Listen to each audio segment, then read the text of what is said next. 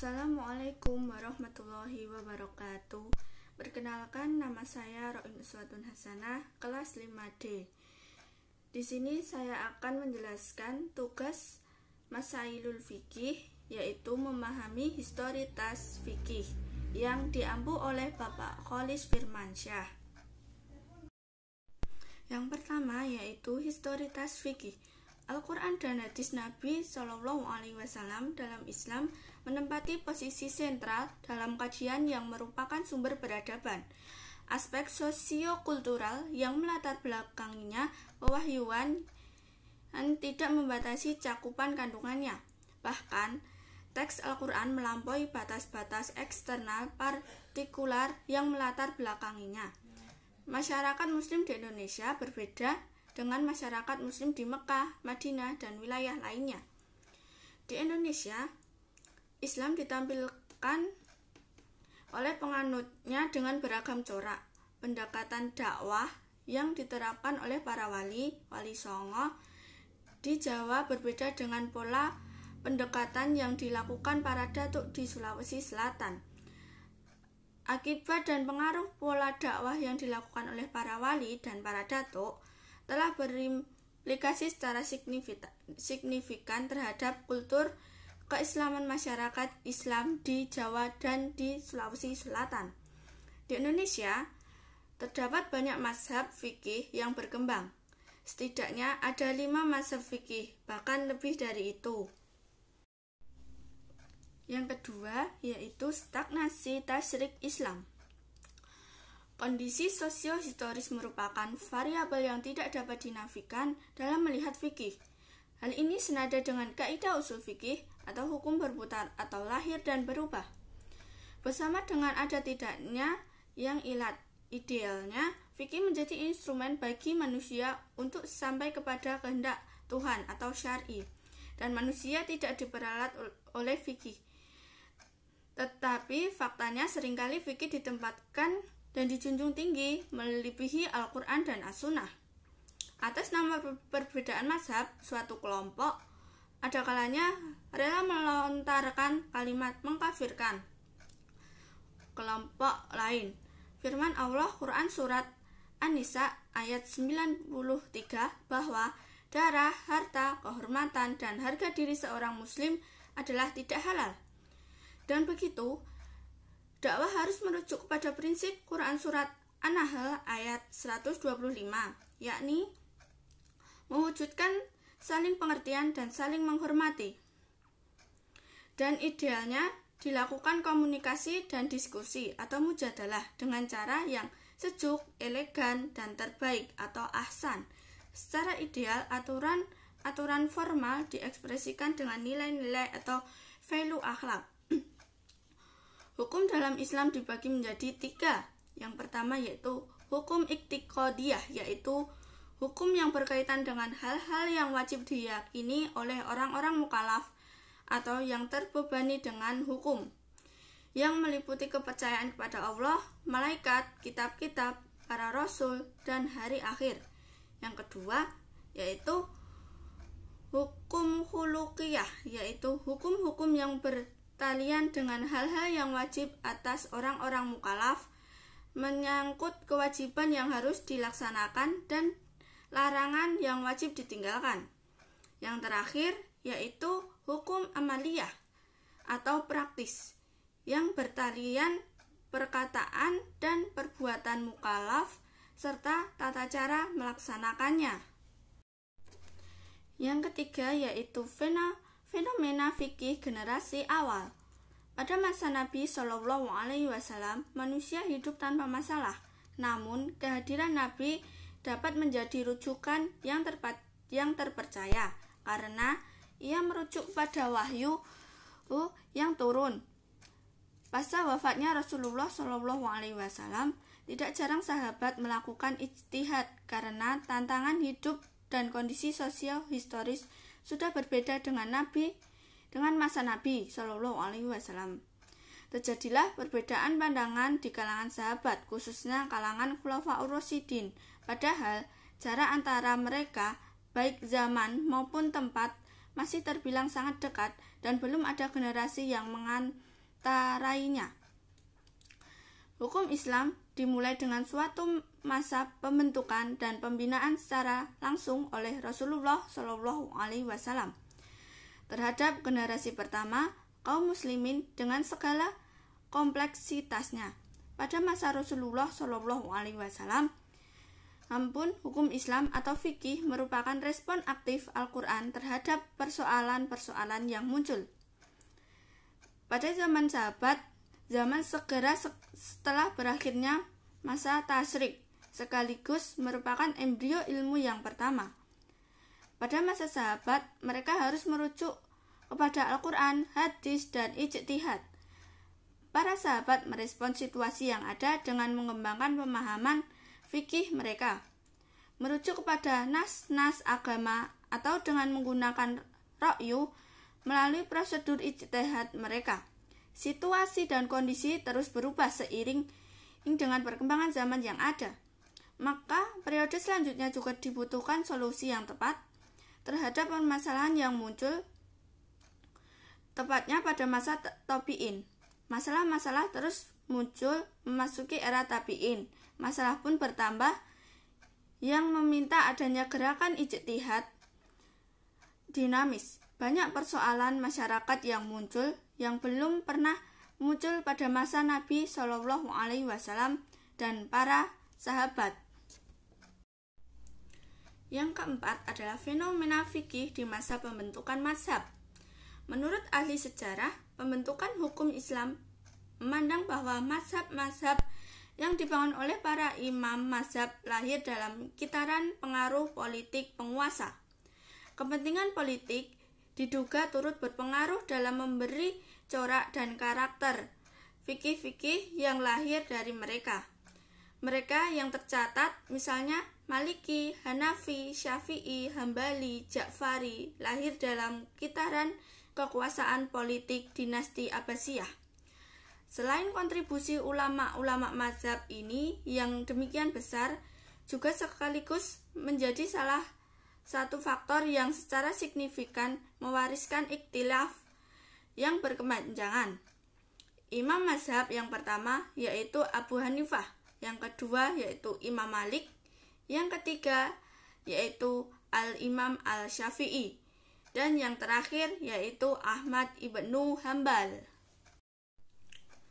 Yang kelima yaitu ketika pintu ijtihad tertutup. Penyebab keterhentian perkembangan kajian fikih adalah masa kodifikasi atau tadwin.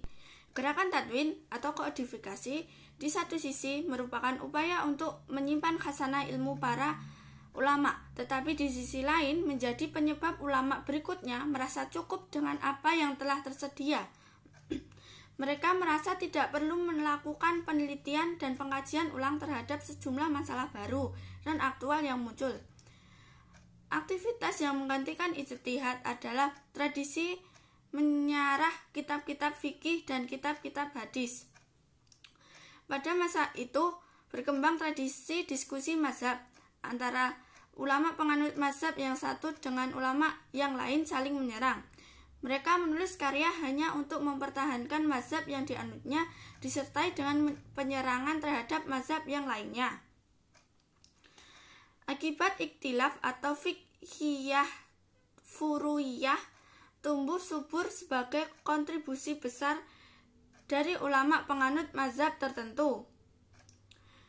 Penyerangan ini juga melahirkan fatanisme dengan menghilangkan sedikit atau banyak sikap tasamuh dan ukhuwah, padahal tasamuh dan ukhuwah adalah suatu masalah yang prinsipil atau usuliyat dalam Islam dan wajib untuk dijaga. Sementara tidak jarang sendi-sendi ini hilang terkalahkan oleh aspek khilafiyah furu'iyah. Tertutupnya pintu ijtihad tidak menutup seluruh pintu ijtihad itu sendiri. Satu pintu ijtihad ditutup dan yang lainnya tetap terbuka. Pintu ijtihad yang ditutup adalah ijtihad mutlak atau penalaran independen, dan yang tetap terbuka adalah pintu ijtihad fi al-mazhab atau ijtihad dalam koridor mazhab. Ini tentu terjadi akibat kekuasaan dan fanatisme. Ijtihad dalam bingkai mazhab tertentu terus berkembang dengan menggunakan metode ijtihad imam mazhabnya. Yang keenam atau F yaitu mengembangkan ijtihad independen mutlak. Problem masyarakat demikian berkembang jauh berbeda dalam banyak hal ketika fikih menjadi produk ijtihad baru di masa lalu. Hal ini menuntut ada perubahan dalam meresponnya. Muncul kegelisahan intelektual tentang urgensi dan utilitas usul fikih dalam diskursus keislaman. Kegelisahan tersebut diekspresikan dalam sebuah kecemasan bahwa ternyata usul fikih hingga saat ini masih sangat kaku dalam menghadapi dan menyapa konteks peradaban kekinian. Hasan Hanfi melihat sebuah keharusan untuk melihat 3 dimensi masa dalam upaya pengembangan fikih seiring peradaban kehidupan manusia. Yang pertama yaitu masa lampau atau al-madi yang dipersonifikasikan dengan al-turas al-qadim atau hasanah klasik. Yang kedua yaitu esok atau al-mustaqbal dengan sebuah prediksi yang diletakkan pada indikator yang jelas dengan melihat tanda-tanda zaman. Ini dipersonifikasi dengan al-turas al-ghorbi yaitu hasanah barat. Dan yang terakhir atau yang ketiga yaitu sekarang atau al-hali yang dipersonifikasikan dengan terma al-wafiq atau realitas kontemporer. Yang ketujuh atau G yaitu Islam Indonesia. Indonesia Majemuk. Umat Islam Indonesia merupakan umat Islam yang unik dan heterogen, yaitu agama, kepercayaan, suku, ras, etnik, adat istiadat, dan budaya. Sehingga dibutuhkan penanganan khusus. Indonesia merupakan negara dengan penganut Islam terbesar di dunia, sehingga umat Islam adalah umat mayoritas. Secara internal, umat Islam mempunyai beberapa ormas, mazhab, dan organisasi, sehingga dibutuhkan kearifan berkomunikasi dalam mengambil kebijakan. Sebagai contoh, yaitu penetapan awal puasa dan Hari Raya Idul Fitri, biasanya diwarnai perbedaan-perbedaan. Akibat mazhab penguasa di masa lalu telah mewariskan fanatisme yang begitu kuat, sehingga kadang-kadang pandangan ulama pendiri mazhab di masa lalu seolah dianggap telah memadai. Akibatnya, semangat mengkaji teks Al-Quran dan hadis melemah. Perlakuan umat lebih mensakralkan kebenaran fikih menurut mazhab yang dianutnya dibandingkan animo untuk menggali sumber primer, yaitu Al-Quran dan As-Sunnah. Upaya-upaya semacam ini akan mendapat respon lebih lanjut dalam perkembangan peradaban manusia. Yang kedelapan atau H, yaitu kearifan menyikapi perbedaan. Keberagaman dan perbedaan dipahami dan disikapi secara arif dan positif sebagai bagian dari sunnatullah. Maka ia akan membawa kehidupan ini lebih indah dan menarik untuk dijalani dan dinikmati. Salah satu hadis yang sangat populer terkait dengan perbedaan pendapat adalah perbedaan pendapat dari umatku adalah rahmat. Perbedaan tersebut merupakan kekayaan dan kekuatan jika dipelihara dengan baik. Di sisi lain, keragaman dapat pula menjadi potensi konflik sosial jika tidak disikapi secara bijak dan arif. Potensi tersebut seharusnya dikomunikasikan dalam rangka menemukan sebuah kesepakatan bersatu atau toleran dalam menghadapi realitas yang mesti berbeda. Fikih seharusnya mampu memberikan jawaban tuntas terhadap berbagai fakta empirik. Fikih di Indonesia mestinya tidak cukup dengan mengadopsi produk fikih warisan ulama masa-masa awal, sebab berpotensi adanya yang masih relevan, tetapi beberapa di antaranya sudah kehilangan konteks. Dengan tidak menafikan, Fikih yang lahir di masa lalu yang merupakan respon terhadap persoalan yang mengitari masyarakat saat itu. Tetapi, persoalan yang muncul hari ini mesti disikapi dengan bijak untuk menjawab permasalahan dalam konteks masa kini dan akomodasi terhadap fakta empirik aktual. Yang terakhir yaitu I. Urgensi perumusan fikih Islam di Indonesia. Dalam merespon konteks kekinian dibutuhkan kesadaran sejarah dan kesepakatan terhadap realitas kontemporer bagi umat Islam. Sebab Al-Quran sebagai wahyu dari Tuhan, sementara fikih merupakan produk dan hasil kreasi intelektual para fuqaha, hendaknya dapat dibedakan. Warisan yang ditinggalkan Nabi Shallallahu Alaihi Wasallam adalah Al-Quran dan Sunnah.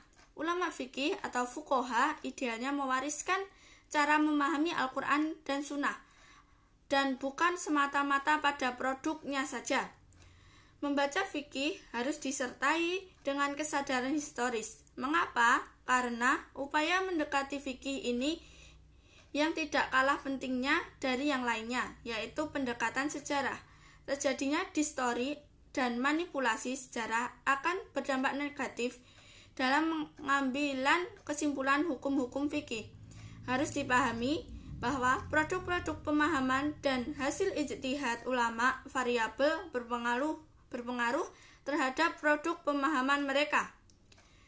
Fikih sebagai produk pemikiran, yaitu pemikiran yang dipengaruhi oleh kondisi sosio-historis masyarakat, seharusnya tidak dipandang sebagai sesuatu yang baku atau absolut. Pengekalan terhadap produk fikih merupakan sebuah ketidakseimbangan. Islam sebagai agama yang menjadi rahmat bagi seluruh alam, yang menembus seluruh wilayah dan zaman, sudah saatnya digugat secara kritis sehubungan dengan munculnya berbagai masalah kontemporer. Demikian penjelasan dari saya. Jika ada salah kata mohon dimaafkan. Akhirul kalam, wabillahi taufiq wal hidayah. Wassalamualaikum warahmatullahi wabarakatuh. Terima kasih.